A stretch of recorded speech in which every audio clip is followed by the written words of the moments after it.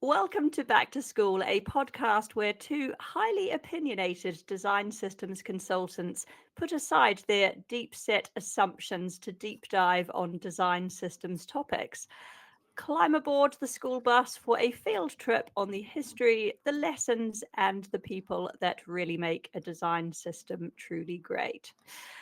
So, welcome to episode 5 of Back to School. Today we are talking design systems governance models, and the lovely Miss Amy Hupe is driving the school bus. So, expect some drama. Well, thank you. I was going to say, I'm sure we all feel in very safe hands knowing that I'm in charge of the school bus today. Just for the listener, prior to coming on air, I was discussing how incredibly sleep deprived I am at the moment. So this could really go any way, but we're going to try and make it go well. And may I say, Geri, what a flawless introduction that was. Thank you. I've been practicing. Have you? Amy and I have just got back from Web Expo conference in Prague, so we're kind of winging it. How are your post-conference vibes, Amy? After a week in beautiful Prague, I'm feeling on a bit of a downer. Yeah, I was going to say, like, severely depressed. I feel it's just been so nice, hasn't it? We were all hanging out in Prague. We were just having daytime beers, strolling around the streets of Prague, wandering along the river for a very long time at some point. It was a lovely time, wasn't it? It was nice to not be doing our normal jobs for a little bit. So a bit sad, but I've no doubt this podcast will be the tonic that we need to get ourselves happy and enthusiastic about design systems again. Do you reckon? Oh, completely. Okay. Do you want to kick us off with governance models? Should I? All right. What an exciting topic. Well, it sounds incredibly dull, doesn't it? And I won't lie, it's not all that interesting. But in classic fashion, we'll somehow make it funny. So starting off, not very funny. I want to just start by a kind of definition of governance, because I feel like it's one of those words like strategy that we kind of throw around, and when we talk about it, nobody really knows what we mean. So I just want to clarify what we're talking about when we're talking about governance. So I actually did a little Google of the term and found a definition from Merriam-Webster, thanks Merriam-Webster, which defines governance as the act or process of governing or overseeing the control and direction of something. So that's all it is. So when we're talking about design systems governance, we're talking about how we oversee the control of them, how we oversee the direction of them, and all of the kind of people, practices, and processes involved in doing so. So I'm going to start us off with a question to you, Geri, which is, what comes to mind when you think about design systems governance models? Is it Nathan Curtis? It's definitely Nathan Curtis. My knowledge of design systems governance models is limited because I've only worked on systems where there is a centralized design systems team that is funded and to some extent championed by the business. I was glad you offered to do the research on this one, because having only worked in a centralized model, I feel like this is a bit out of my comfort zone. But as always, I'm keen to learn from your accumulated wisdom of working across different design systems. My wisdom, which has been very organized in its accumulation over the last 24 hours or so. Absolutely. And so you mentioned that you've worked on centralized design system. That's the kind of governance model that you've worked on and you've worked on design systems by now for NewsKit, Just Eat, where you are now. Yeah, I'm not. There's yeah, an I'm insurance-y. I worked for Lloyd's banking group, so across Lloyd's, Halifax, Bank of Scotland, MB&A, all their brands, so big multi-brand, multi-platform system. NewsKit, obviously, for News UK, which was a fun one. Had a short stint at checkout.com on their system, and also BPP, who are an education provider. So, but they've all been centralized models. All centralized. Okay, well, that's interesting. We're going to have a little look at the kind of breakdown of different governance models and which organizations use different ones in a little bit.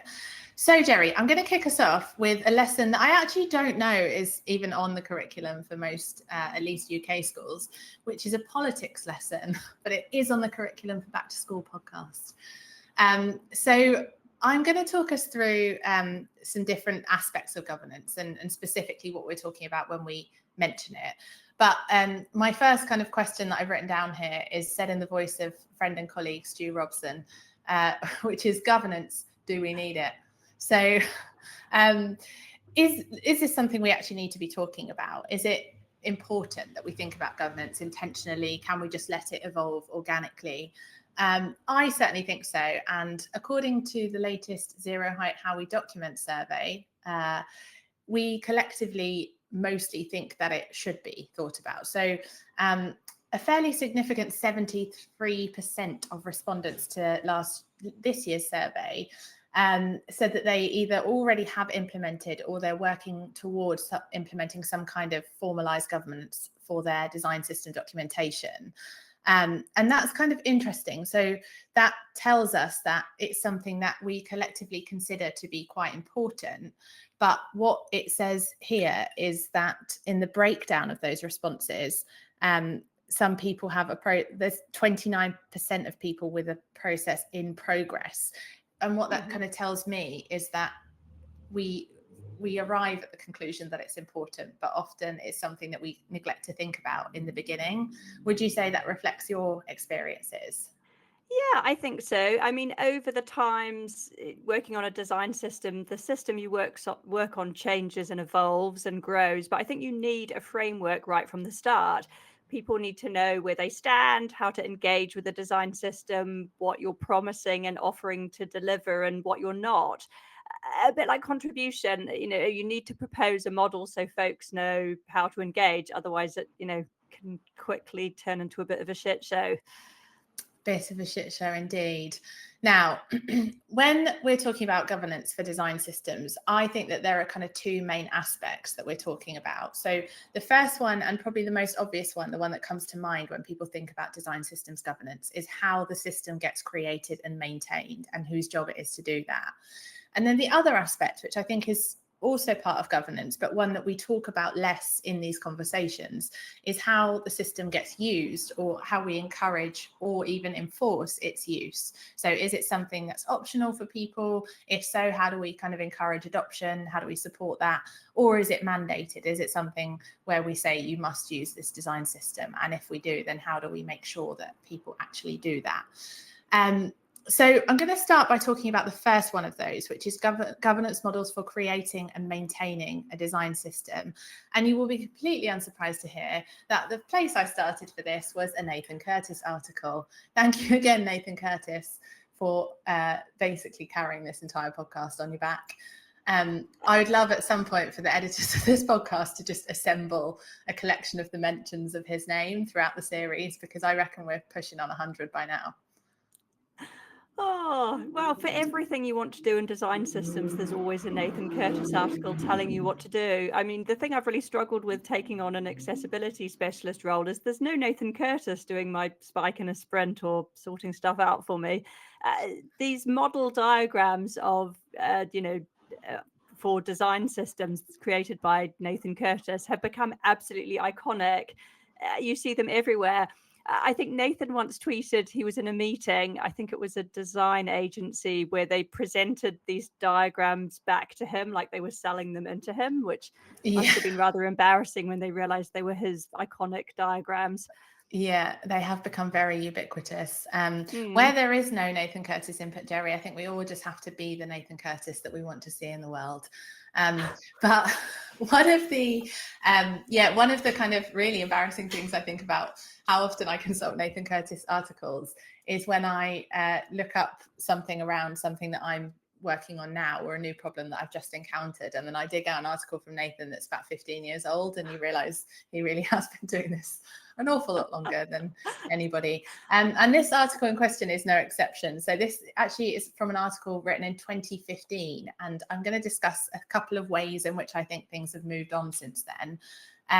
But it's still a very good article, which describes 3 different governance models for design systems and kind of talks about the different pros and cons of each of those models.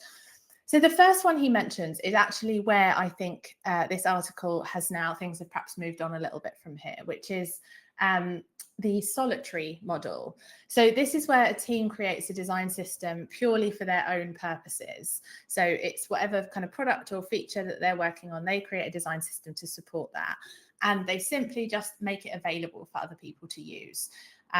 So it's put out there into the world. They say you can use it, you're welcome to use it, but fundamentally it's here to serve our needs and our product, and we're not here to kind of absorb information about your requirements or to necessarily take those into account. And the most well-known example of this, which Nathan mentions in the article, is of course Bootstrap, arguably kind of one of the very early predecessors to what we now think of as design systems. I am not aware of any kind of big design system teams nowadays that use a solitary model for kind of a design system that is meant to scale across an organization. Are you? Not that I can think of. It's often an organic thing. Design systems sometimes spring up from a solitary model with one team building out a library that slowly gets adopted across all teams. And then from there, they start thinking about, is this going to be federated? Are we going to formalize this into a design systems function? I don't know of any design system that currently works like that. So yeah, it has moved on a bit since then, I guess, as the industry has changed and evolved. Yeah, absolutely. So perhaps more relevant to kind of today's conversations is model number 2 that he talks about, which is centralized. So a centralized design system is where you basically have a kind of core or dedicated design system team who is ultimately responsible for the creation and the maintenance of that design system. So you mentioned that all of the design systems that you've worked on so far have had a centralized model. I was rooting around as well for other examples of centralized design systems. I have it on good authority via a WhatsApp group about design systems that I'm in, that Vodafone uses a centralized model, having kind of previously started with a federated model, which we'll talk about in a little bit, where responsibility was distributed across different teams and individuals in the organization. Vodafone found that actually using that model made keeping momentum to keep the design system going, keep it up to date, was just very, very difficult to sustain. And so they then switched to a centralized model to look after their design system. Weirdly, I have not worked on many kind of purely centralized design systems. I will talk about what I have worked on in a little bit, but one of them that I did work on, which came to mind also, was Springer Nature, which, if you're not familiar with it, is a big kind of research publishing organization. And I worked for them last year and the year before. And they had also had a kind of federated model. And again, I will explain what that is in just a moment before I joined. But it had reached this point where they really needed to have more kind of centralized coordination and control and a bit more structure, not least because the design of the organization's UI was undergoing some fairly significant changes that we knew were coming up. And so we switched to a centralized model just to get that extra kind of control while we wanted to put in place those strong foundations and pretty much close the door to any external contribution during that time. So it was an interesting experience, but I think it was the right thing to do. And I would say that because that was my decision. So what has it come out in the wash long term, do you think? Have they benefited from a centralized model? Yeah, I mean, in sort of consultancy terms, I was actually there quite a long time. I was there nearly 2 years, and I'm still in touch with the team now. And I think that it's still, they feel that it was a good decision. But I do think now that it's moved on and it's matured a bit, they're probably working on reintroducing more external input to the design system again. So yeah, I think it was the right call at that moment in time. But don't know. If anyone from Springer Nature wants to get in touch now and tell me that it's completely bombed, then please do. So model number 3, which I've now referenced 4 or 5 times without explaining what it is the federated design system governance model. And this is where the responsibility for creating and maintaining a design system is completely distributed amongst, we have different names for the people involved in this, but usually they're called representatives or guardians or ambassadors or champions or something like that. But people basically working in different teams across the organization. And through this kind of distributed model, they work together either through kind of regular meetings, through collaboration asynchronously, using kind of documentation and stuff to formulate the design system based on their experiences working embedded within product teams in that organization. Good examples of this, or kind of well-known examples of this, include material design, which started off as a federated model. I'm not actually 100% sure if they're still using this model today, but having had a little look through their documentation, I think that they are. But you can read about what this meant for them. So in 2013, they published an article called Redesigning Google, How Larry Page Engineered a Beautiful Revolution. And in that article, they said that they had a relatively small group of a few designers in New York called Google UXA, which they described interestingly as a relatively secretive group, which makes it sound a bit like a sort of shadowy cabal. And said its web footprint is limited to just a few job listings, but the size of its presence at Google almost can't be overstated. So the UXA team was born out of the Kennedy project, and it works on designing and developing a true UI framework that transforms Google's apps into a beautiful, mature, accessible, and consistent platform for its users, and focuses on keeping that vision consistent across all of Google's products, which sounds like an astonishing undertaking for a relatively small group of designers. I also think there isn't a huge amount of cohesion between a lot of Google's products, and I question this. It's interesting reading That's these things true. versus the reality of it. Perhaps at the Yeah, mobile apps, and because obviously Material is mobile centric, but for their desktop applications, they're all wild very differences. different. Yeah, well, maybe that's the secret to successfully doing a federated governance model. You just accept that it won't work very well. No, absolutely. Federated governance can work extremely well. I just love the idea it's a relatively secretive group. It sounds clandestine. Why doesn't someone invite me to be part of a I don't know. secretive UI design group of I've design no systems idea. operatives? Sounds amazing. If anyone I out think, there is recruiting. yeah, it sounds almost like a sort of espionage operation, Mm. doesn't it? Which, yeah, I would also be very interested in that. So, Google, hit us up by all means. And then there is a fourth, and now I'd say quite common governance model, which is not mentioned explicitly in Nathan's article, but it's what we, I think, commonly call nowadays the hybrid governance model. And typically this combines those second two models that I talked about, so the centralized and the federated governance models. So in most cases, the way it works is that there is a centralized team who kind of own the design system and are ultimately responsible for it. But they then may nominate representatives who are expected to contribute new features or components or feed into decision making in the design system in some way.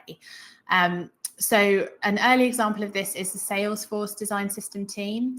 So Gina published an article, Gina Ann, published an article shortly after Nathan's article came out, which is called the Salesforce team model for scaling a design system.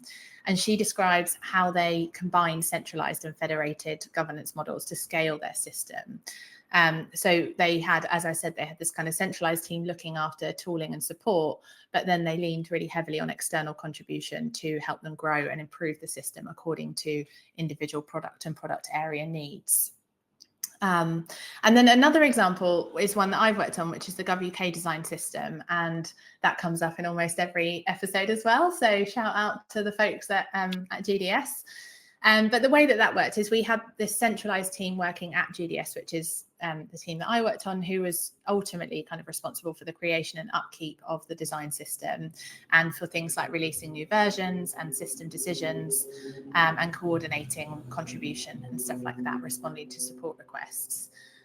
But the interesting thing there is that we enlisted the support of a cross-government multidisciplinary working group of mostly designers, developers, and researchers, but also I think we had a couple of product managers in there too. And their job was to review proposals and submissions of new components and design patterns to decide, first of all, whether they should be in the design system in the first place. And then once they'd been designed and implemented, to decide whether they were actually ready to publish. What are your thoughts on that as an approach, Geri? I'm always intrigued because I obviously haven't worked for gov.uk, and I'm a huge fan of the design system. It's my absolutely number one go-to system just for documentation and sensible UX advice.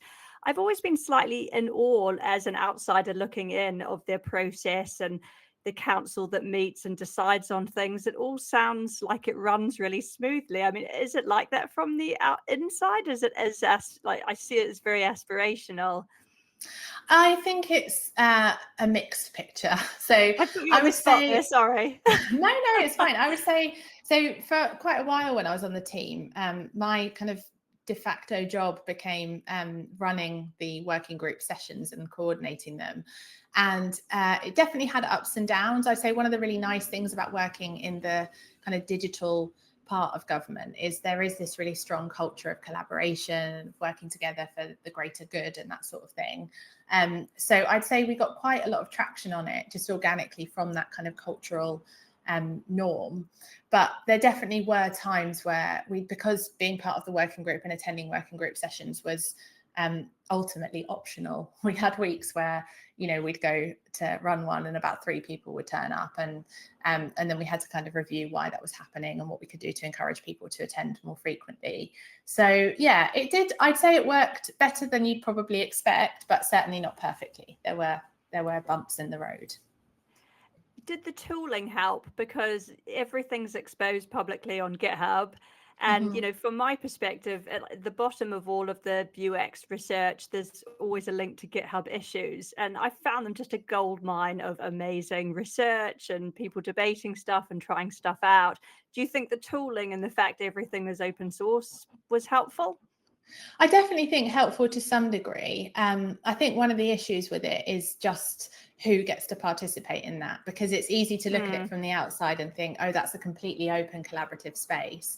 But of course, as with anywhere, there are, designers and content designers and researchers and people working in government who don't have the technical knowledge of GitHub or how open source software projects work, and so aren't able to participate in those conversations as readily and easily as people who were. So I think it certainly helped, and I think it probably also created areas of exclusion as well, which is always a tricky balance to strike.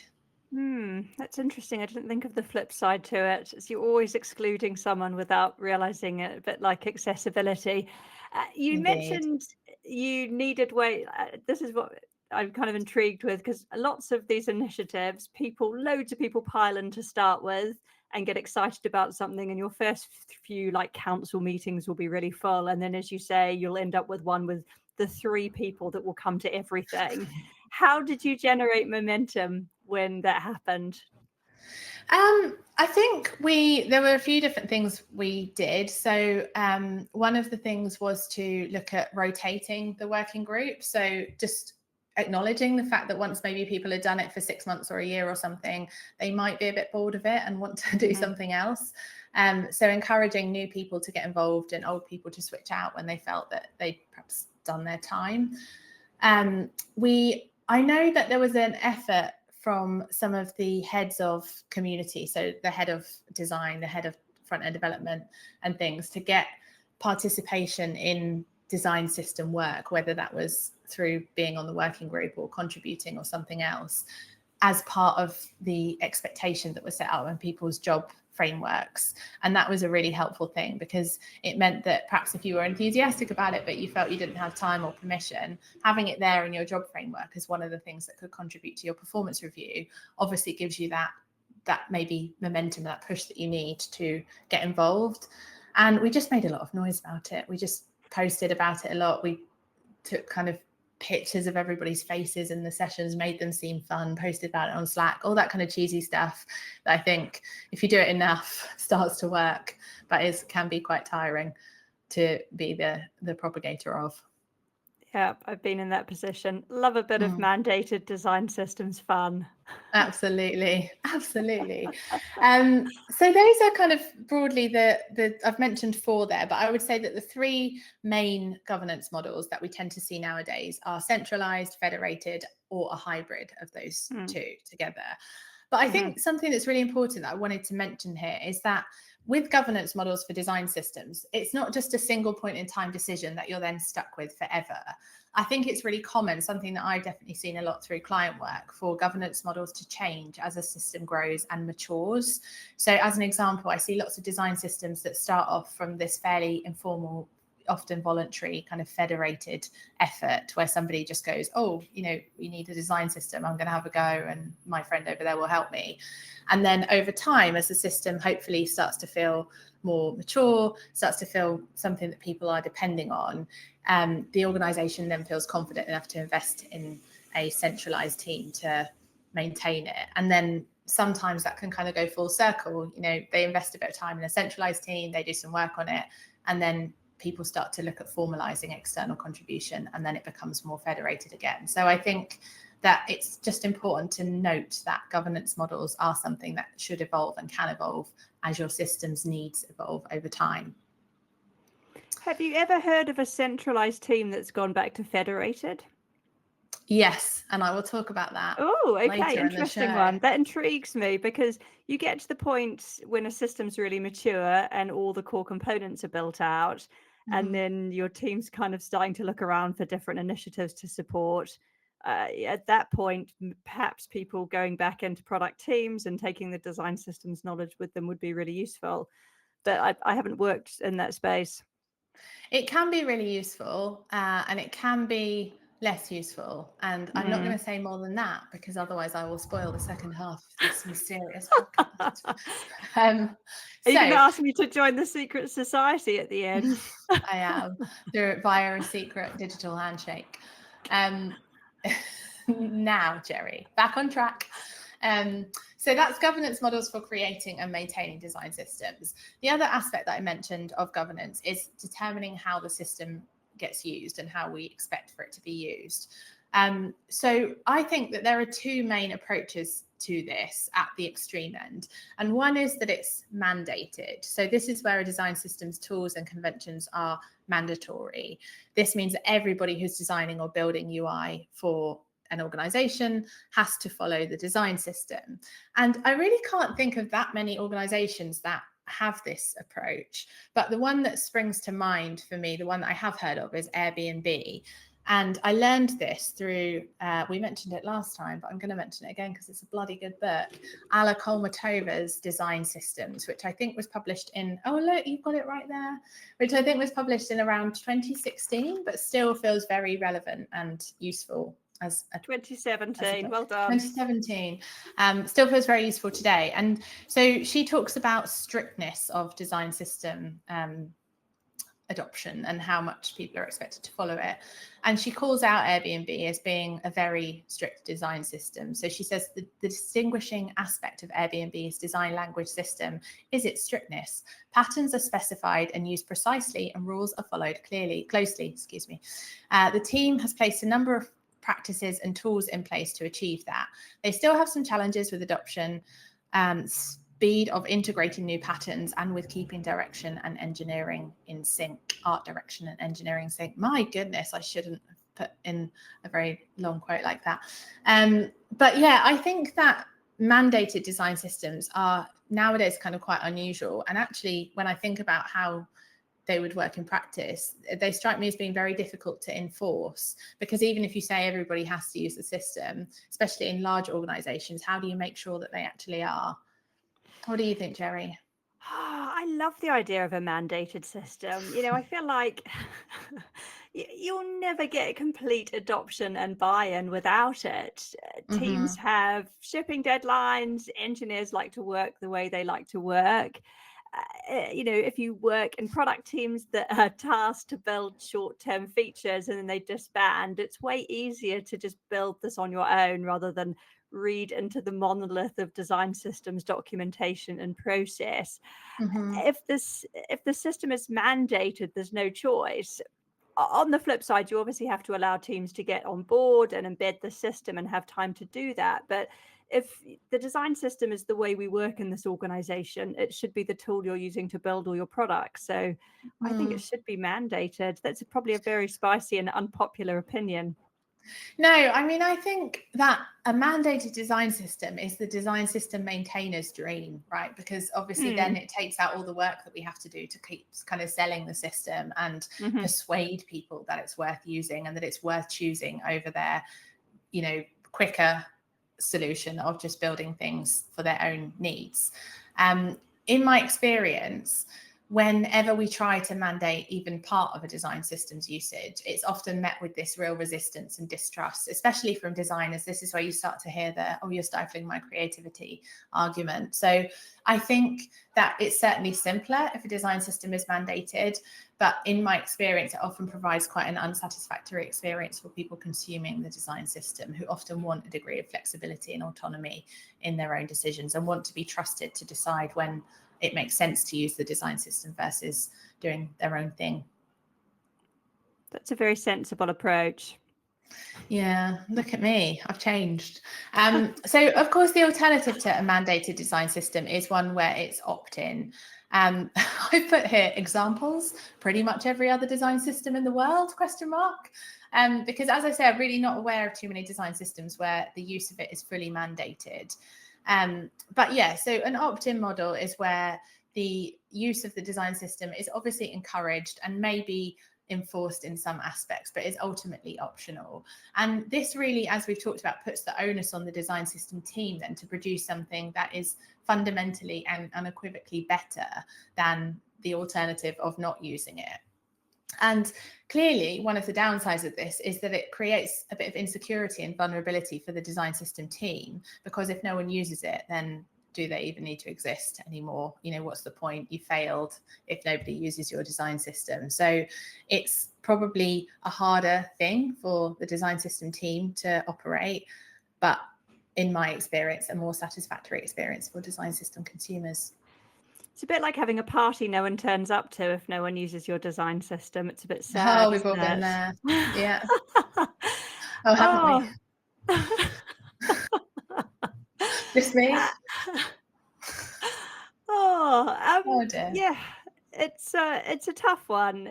If you allow teams to do whatever they want, often I worked on design systems like when I was at Lloyd's. During the time I was there, 2 teams rebuilt the design system from scratch because one wanted to use Material UI, the other one had some other idea that their stack was better. And it just seemed like such a huge duplication of engineering and design time. They took all of the design system, they were sketch files at the time, and then replicated them again in code, even though we already had them built and they'd all been accessibility tested by the Digital Accessibility Center. And it just seemed like a huge waste of time and effort and energy just because a team, their engineers or their PM like a particular way of building something. I just found it was really wasteful. If it was mandated, they would have all pitched into the one system. Everyone would have got stuck in. Everyone would have attended everything and contributed stuff and made it a more worthwhile system. So, yeah. Yeah. And I think this is where almost business common sense needs to play a role here, because I've worked in situations like that as well, where we've had a design system that was ultimately optional. And one of the unfortunate consequences that can happen is people go, oh, okay, well, we won't use it, we'll make our own one. And that should be, that seems to me to be something that just should not be allowed to happen. Whoever is approving the time and effort allowed to be invested in that alternative, it shouldn't happen. I suppose when I talk about opting out of the design system, I'm thinking about people who are just working on their own product solutions and sometimes needing to do something different from what's in the design system and being allowed to do that, and not necessarily people who are looking to create rival systems, which is obviously very unfortunate. If you consume from the design system core, you can build out whatever you like from it. So, as long as everyone's using all the same core components, you can build whatever snowflakey thing you want in your own repo. But if it all feeds back into the core, then it's consistent. And, it's the whole point of a design system. It kind of frustrates me. But But not at Airbnb. You can't. We did have teams. We would discover, obviously, at Lloyd's, the infrastructure is vast. There are hundreds of designers and thousands of distributed engineers across everywhere. But we ran a design systems drop-in once a week. We did a whole afternoon where people could phone in and ask us for our help and support. And we'd sometimes find a team where they were just consuming the buttons, like there'd be this vast legal application or something really random. And they were really excited that they had these buttons that they could use and they could just consume those. So they were just consuming Constellation buttons. And it was always quite heartwarming that you were able to help a team out where they had a completely different stack and then just this one little bit that you were able to help them with. And that they're excited about that. That Exactly. is sweet. I mean, getting excited, Like that. that's just speaking my language when you get excited about buttons. You've saved us all this time not having to build our buttons. Well, Yeah, buttons that's take a long time to build. they There's a lot of do. states, you know. Back to whole Nathan Curtis article about how much Indeed. buttons cost to build. It's called "So You Thought Buttons Were Easy" for the listener. So I promise I'm not a stalker. It sounds creepy, but it's really been the basis of my career. So I've talked about those two different approaches, but I will say that it's not black and white. And what we often see is something in the sort of fuzzy grey area in the middle. So Can I just say, it's not just black and white with GDS, it's black, white, and yellow. Oh, black, white, and yellow. Yes, indeed. Very Carry good. on. Fun fact, when we did the second release of the GovUK design system and introduced the very vibrant yellow that now forms the government forms focus dates, we called it the Bumblebee release unofficially because it looks like a bumblebee, and I made a cake with bumblebees on it to celebrate. Talking of GovUK, which I do too often, I think that that's a good example of where the opt-in versus mandate approaches where we ended up was kind of somewhere in the middle. So use of the GovUK design system is actually sort of mandated as part of this broader kind of standards and assurance framework that government uses, which includes service assessments. So new government digital services have to go through service assessments at various stages of their life cycle through alpha, beta, and then live to get their funding. And one of the success criteria for those assessments are that teams should follow the GovUK design system when possible and when it's appropriate. And but they were given trust with that. So when they found that it didn't work for their context, then they were allowed to diverge from it, but they just had to explain why they had done that. So that for me felt like a nice kind of middle ground where it's like the default should be that you're using the GovUK design system. This is the most efficient thing to do. This is what we expect you to do. But if you have a genuinely decent reason why you can't do it, then, you know, knock yourself out. That feels like a nice way to do it to me. Yeah, it feels like a nice cuddly way. Nice cuddly way, yes, indeed. And I will say as well, as we've talked about a little bit, most teams who have opt-in models will still work very hard to build advocacy for using the design system. So they don't just go, oh, we've built one, you know, use it if you like, don't bother if you don't. What I see is teams working very hard to get the support of the people like directors and managers in the organization to encourage their teams to use it, to get designers and developers who are already using it to wax lyrical about the benefits of it and how much it's changed their lives. So the cost of having an opt-in design system is that you do have to invest that time in making sure that people feel compelled to opt in and use it. But I think in the long term, it's much more cuddly and you have a better relationship with your consumers if you allow them to make that decision for themselves. Oh, completely. And you get those real advocates. There'll be designers and engineers in different product teams, which are really pro design system and really keen to contribute and really into what you're doing. And yeah, it's nice to build a little community through those people. Yeah. Oh, shout out to those people. You've made my job so easy. The wonderful thing about them as well is they often get quite staunchly passionate about people using the design system. So you get to be there being the kind of reasonable design system maintainer going, oh, you know, use it if you like. We'd love you to use it. And we think you'll really like it. But, you know, ultimately it's up to you. And then they're the people going, you're an idiot if you don't use it. And it's just, oh, okay, great. So, yeah. So what has been, so for you, Geri, has it been mostly opt-in design systems that you've worked on? Or have you worked in anywhere it was mandated? No, everywhere's been opt-in. I've obviously spoken a lot about Lloyd's, but as a huge organization, we just had to get the design system seen. So we went all over the country. We traveled to talk to teams, did brown bags, lunchtime presentations and hackathons and workshops. And as I said, we ran this very successful drop-in clinic. We just had to try and demonstrate that using the system was easier than not using the system.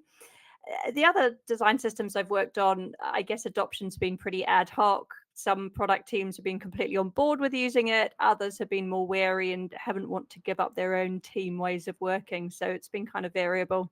Yeah, absolutely. I think you do see that kind of variation in both whether people adopt or not at all, but then also the level to which they adopt. So you mentioned about that team at Lloyd's that were only using the buttons. And of course, when we talk about adopting design systems, we can sometimes talk about it like it's this all or nothing thing. But often we do see this kind of partial adoption, or instances I've seen a lot where people try to follow the design system in good faith, but they're using a completely different tech stack, and so end up just kind of recreating patterns and components in their own whatever they're using. I do think that if you've got a well-documented site, the documentation is just as useful as everything else. Look, you smiled when I said documentation, Amy, with your little documentation face. It brings me such a lot of joy. If you've got really good quality documentation and your components are well described, even if someone has to rebuild them in another stack, then they have all of that good UX best practice and goodness and everything to apply to them. So it's still valuable. Absolutely. Yes, absolutely. Now we are swiftly racing through our lesson today, Geri, through our classes. So I'm going to now move us on to what I have described as a philosophy lesson. And this is where the tenuousness of this metaphor really stretches to its full limits. So what we're going to be discussing in philosophical terms today is one governance model better than any other? And I'm interested to know what you think about that. I guess all organizations are different and you've got to do what works for you. It's a bit like parenting. If you haven't already noticed, I'm a massive control freak. So some people's parenting looks like a total shit show to me. But, you know, if your kids are happy and the approach is working for you and your family unit, then it's the right approach. As a hugely risk averse people pleaser, I would prefer to work in a centralized team that is funded and supported by the business. Over the past 8 years in the systems teams I've worked in, it's been difficult enough to get adoption, contribution, engagement. I can't imagine how much more difficult these things are if they're federated across different teams. You're relying on the input of teams with wildly different priorities to get stuff working. So I would prefer to work in a centralized team, but I haven't successfully worked in any other models. So open to offers. Open to offers. Yeah, I mean, I'd say very much the same sort of thing. I think, like with so many aspects of design systems, and I'm sure everybody's bored of hearing us say this by now, but I do think it depends. So all of the different governance models have different strengths and weaknesses.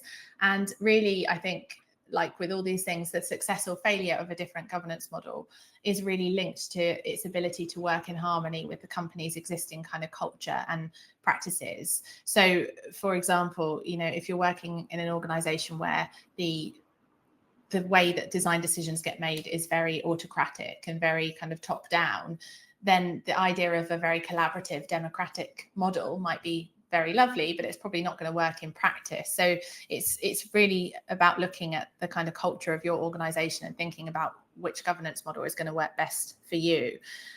Like you, I also have a kind of bias, I think, towards centralized models, or at the very least centralized with a side plate of federated, that kind of hybrid, rather than a fully federated model. And that might be because I've not firsthand seen it done successfully, as you said. I think that federated models are just inherently the most complex, and I also think that they're the most misunderstood. And I'm going to talk about this in a couple of minutes when we join the debate team. But it's worth saying this might not just be our bias. So in Zero Heights, How We Document survey from this year, they asked about happiness, basically. How happy are you with your documentation? How happy are you with your design system? And respondents with federated governance models reported the highest levels of dissatisfaction with their documentation. And I do want to say to any statisticians listening that correlation is not the same as causation. So we don't know which of these influences the other, or it could just be a coincidence, but it might indicate that there is something particular about federated models that presents specific challenges to the practice of documenting design systems. Just some food for thought there. Can I say my favorite section of the How We Document report is the happiness section? Yeah. I get so much happiness from design systems documentation. It's nice to see some stats on it. It doesn't surprise me there's less happiness in federated teams, especially when it comes to docs. I guess the level of structure or ownership in a central team, you've got that sort of ownership, but it's much more of a free for all.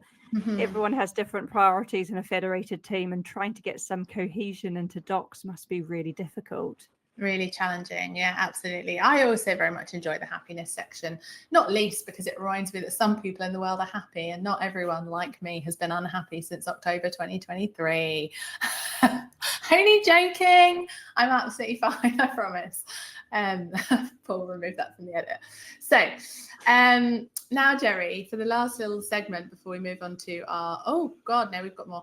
We're going to do a quick section here because I do want to talk about this. We're going to go onto the debate team, which is an area that we visited a few times now on this podcast. And I always really enjoy it because it feels like the only opportunity in this podcast to really drop some shit hot opinions. Well, the rest of it is all very unbiased and impartial, but this is where I get to say what I really think. So I'm calling this week's spicy hot debate topic, is it really a federated design system, or are you just hoping to get your employees to build it for free? So the reason I bring this up is because I see a lot of organizations claiming that they are going to be following a federated model, when in actual fact, what they're actually doing is hoping that designers and developers will just pitch in and create the design system alongside their actual jobs. And I see this happening when I'm working with clients. I see this happening most commonly at two stages of a design system's life cycle. So you asked me before if I've ever seen a team go from centralized to federated. So I think the first instance that I see this commonly happening is right at the very beginning of a design systems creation. So this might be where an individual designer or a developer or a small group of them identifies the need to consolidate design decisions, and they take it upon themselves to start working on a design system. And then over time, hopefully the value of that work becomes clear and investment follows. And that's often where they might make that switch from this federated, slightly informal model to a centralized team. The other instance where I see it happening commonly, and I think this one is much more problematic, is post version 1 launch of a design system, where stakeholders who don't understand the need for continuous maintenance and support of a design system decide that they're going to reallocate design system team members to other work. And they announce all positively and excitedly, and everyone who's working on the design system feels internally crushed, that they are moving to a federated model. And what this actually means in practice is that we are going to stop investing in this work, we're going to disband the team, and we're going to just hope that the work will magically happen via the altruism of people with free time. And often I think at this point we see design systems experiencing a swift and unfortunate death. What do you think about that? It's definitely a spicy hot take. You should have warned me to put on my protective lab goggles. I actually asked you if you knew of a team which had gone from a centralized to a federated model, and then I realized it's actually NewsKit. We got told that Okay. the NewsKit project had ended, and most of the designers and engineers got relocated into product teams. So I've kind of answered my own question there without realizing. I think without a proper agreed framework in place, expecting designers and engineers to build a design system alongside regular sprint work where you have shipping deadlines is really unfair. You're putting a lot of pressure on teams. It's a bit like contribution. All designers come at this from different angles, and you can't expect all designers to appreciate the technical nerdery that goes into making good quality design system components. Mm-hmm. And when you're in teams under pressure to get stuff out the door, just don't have time to sort of handcraft an accessible, technically sound component that's documented and meets the design system criteria. So yeah, going that way seems very unfair.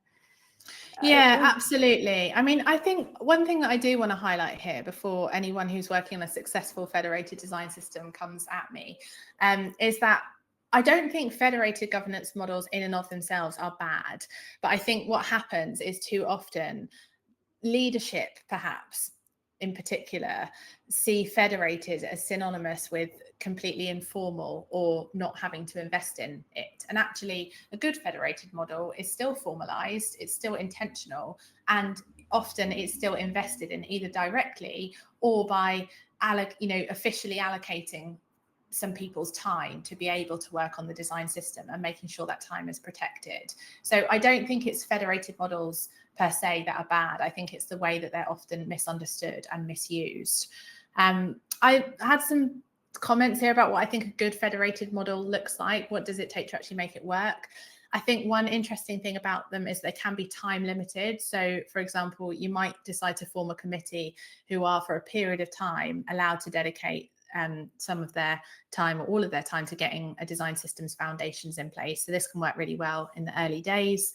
I think it needs to have clear boundaries. So as I mentioned before, how much time are the federated creators and maintainers allowed to spend on the design system versus their other responsibilities? And importantly, how is that time protected? I think they need to be formalized. So working on the design system is seen as a formal responsibility. It's explicitly named in people's job frameworks, and it contributes to their performance objectives and their reviews. And I just think it also needs to be regularly reviewed. So a federated model, as we said, is much more complex than a centralized one. And I do think organizations who decide to go down that path should review it fairly regularly to check that it is working and that it's still the most appropriate solution. Do you have anything you'd like to add to that? I feel like you've solved all the problems, Amy Hupe. I completely can go agree. home now. Yeah, you need a structure and a framework that's agreed from the get-go, and a regular cadence of crits and reviews and touch points where you meet as a group and make decisions, proper objectives. You can't just expect people to build things on the side, and designers and engineers need dedicated team to work on the project. So as long as it's not just an ad hoc arrangement you're supposed to do on the side of your day job, great. As long as you have a framework in place, I can see how it could work. Absolutely. Yes. So that's federated design system model solved. Glad we figured that one out. To round off this podcast now, Geri, before our closing assembly and our much anticipated pop quiz, I'm going to take us on, given time, a very swift field trip.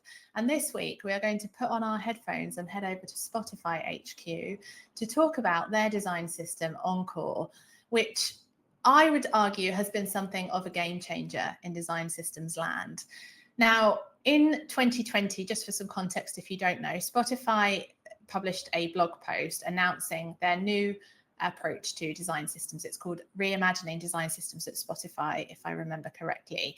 What do you remember about this being announced? Do you remember this being announced? I do remember this being announced. I think it was Sean Bent in 2019 did it. He was their engineering manager at the time. He did a talk at one of the big Wildy Design Systems London's conferences, and I think this was announced just after that. It seemed to be a big bang. I mean, the complexity of Spotify's setup and the number of design systems they had, I remember from this talk, just blew me away. They cover so many different platforms. Yeah. Yes, absolutely. I remember it being the talk of the bloody town when it was announced, which was no mean feat considering it came out, I think, around the same time as the pandemic. So for anyone to be talking about anything design system related at that period of time is certainly no mean feat. So in the article, Spotify talks about how they have moved away from their former centralized design system, which was called Glue, to one which is managed by distributed teams across the organization. So on the face of it, it looks like what they're doing is moving from a centralized system to a federated one. But what I think is really interesting about Spotify's approach is not just that they have this federated distributed governance, it's that their new design system, Encore, is not just one design system. It's not just one central design system like we're used to seeing. It's actually a family of design systems which are managed by those distributed teams. So not just in terms of governance, but also architecturally, it's a distributed design system. And I think that the way it works, I hope I'm not going to butcher this explanation, is that they have a core system that contains all of the company's kind of non-negotiable styles and foundations that are used everywhere. And then on top of this, they have localized systems that then inherit everything that's in the core system and extend it with components and design patterns and platform or product specific styles. So for example, they might have the core system, which then extends into a web system, and that might then extend into a system for the creator platform and a web system for the consumer platform. They also have systems for mobile apps. And as you said, when this was announced, they kind of did these diagrams showing the structure of it, and it just absolutely blew my mind, like the complexity of it. I think it's a really, really interesting and different approach, and it's had a lot of support around the theory of it. So just firsthand, I've worked with a lot of clients now who have excitedly announced that they're going to now pursue the Spotify model in their own organizations. One example actually of a team who did decide to follow suit and go down that track is Quartz, which is the design system for the electrical people. Oh my goodness, Geri, help me out here. What are they called? Schneider Electric. That's the one. Yeah. Schneider Electric, who actually won Best Governance Model at last year's Zero Height Awards. And they talk about how they have this 3 different levels of design system. So I think that they have one core one, which is, excuse me, I've just actually deleted 3/4 of my notes. Yes, they have this core system similar to the Spotify one. Then they have a domain level, which is areas of specialization. And then they have facet level, which is the really specific specialized areas. It sounds like it's working pretty well for them, but as a word of caution, Spotify, 3 years after publishing that initial blog post, have followed up with a second blog post called Can I Get an Encore?, which is a super cool name, I think, for a blog post about design systems, where they shared a bit of information about how this model is working in practice. And it's written in these quite positive terms, but I think just as an outsider, it does seem to be like a fairly thinly veiled oh my god, what have we done, was certainly my interpretation of it. So I mean, one of the goals for the Spotify reimagining of design systems was to support design flexibility and autonomy across platforms. But the downside of this, which might now feel predictable in hindsight, but probably wasn't then, is that they have really lost a lot of that consistency and that ability to kind of break down silos, which is 2 of the main problems that design systems are ultimately supposed to address. They explained that it's been quite difficult to scale the system to make sure that they can keep control of things in it. And they talk about how it's become a really good example of Conway's law. So the system ends up reflecting the organizational model, and they've lost that ambition that they had to really look at cross-platform experiences and to think about consistency and familiarity across their products, which I know is now something that they're looking to address. So I'd be interested to see how that's going now.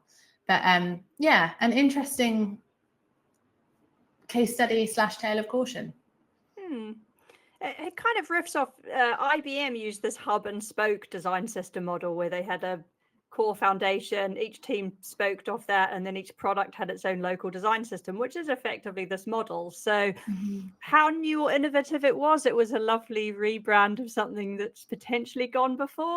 I don't know. Oh, spicy Geri's coming out. What? I like this. No, not at all. I just remember, I don't know the sort of dates of these things, but I just remember reading about how IBM had structured systems and libraries. The hub and spoke model. Yeah.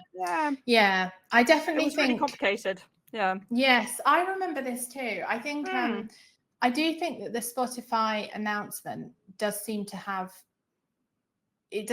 provoked a lot of companies into wanting to now do that. Maybe that's just my experience, but I've lost count of the number of times now that I've had conversations with organizations who tell me they're going to follow, in quotes, the Spotify model. So I think it's definitely had an impact on how we think about this work, but I would urge anybody who's thinking about that to perhaps go back and read the updated thoughts from Spotify. Now, Geri, we are swiftly running out of time. So I'm going to hop us back onto the school bus and head back to school for our closing assembly. And then I have a very, very exciting pop quiz for you here. So my final thoughts, I guess, there's 3 main things, I suppose, that I was left with after researching this episode. So one might sound obvious, but I think it's really important to say is don't expect governance to just happen. I think it's really important to be intentional about it because it is really complicated. And if it's not thought about and designed the way that we design other parts of our system, it will be the thing that gets in the way of your system's growth, probably more than anything else. I think federated governance models are commonly misunderstood, and importantly, they're not just a way of getting your design systems to happen for free. If people took one thing away from this episode, I'd absolutely love it to be that. Do what you will, but that feels like my most important thing. And I think that, as I said a few moments ago, I think like everything else, governance for design systems absolutely has to be designed around an organization's existing culture, practices, processes, and so on. I don't think it works unless you take those things into account, because otherwise, you might be pursuing something that sounds like a very good way of governing design systems, but it just doesn't work for your context. What do you think, Geri? What was your main takeaway this episode? I think they're all very wise words. In the wise and immortal words of the design systems godfather, Nathan Curtis, a design system isn't a project, it's a product serving products. Did I get that right? You did get that right. Very well done. Getting a design system together requires specialist technical skills, and you can't just expect people to learn these skills and build a system in their spare time alongside their regular product roles. So your idea about don't just let it happen, be intentional about it, have a framework is very wise. Great. I'm glad we're agreed, Geri. I I'm think glad we've just we're all aligned. we've just agreed that you're very wise. We disagreed on everything. I feel like this is the portion of the school day where you're sucking up to the teacher to increase your mark. Get a good mark, yeah. Well, Geri, you're in luck because, as always, we're finishing today's episode with a surprise, not so surprising pop quiz. So I have 3 questions for you, plus a bonus capybara question. Excellent. Now, number 1, can you give me an example of a design system that uses a hybrid governance model? Gov.uk. Give me another one. That's too obvious. Oh no. Oh, Société Générale. We didn't talk about them, but they do. Oh no, they're federated, aren't they? Oh, hybrid. Oh, I don't know. I failed. I'll give you a clue if it helps, because your first answer was correct and then I took it away from you. My clue is the other hybrid model that I mentioned, the person who publicly wrote about it did so shortly after Nathan's article came out about Salesforce. Yay, well done, Geri. All you needed was a little nudge. So second one, what was the name of Spotify's design system that preceded its family of systems Encore? Was it called Glue? It was called Glue. Well done, Geri. I'm glad to see that information stuck. Did you get it? Sorry, we're all very tired. It's time to go home. Did you get it? No, I'm struggling with that one, mate. Sorry. Oh, dear.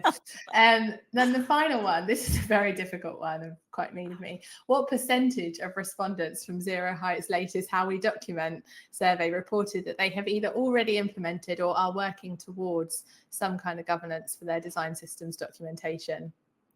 Did I have to add 2 numbers together off that bar chart to get this? No, I said the number up top.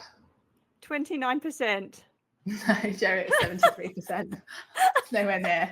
Well done, though. You know what I'm like with numbers. I can't believe you gave me a numbers question. That was so unfair, actually. I'm sorry. Well, here's a chance to redeem yourself with our bonus capybara question.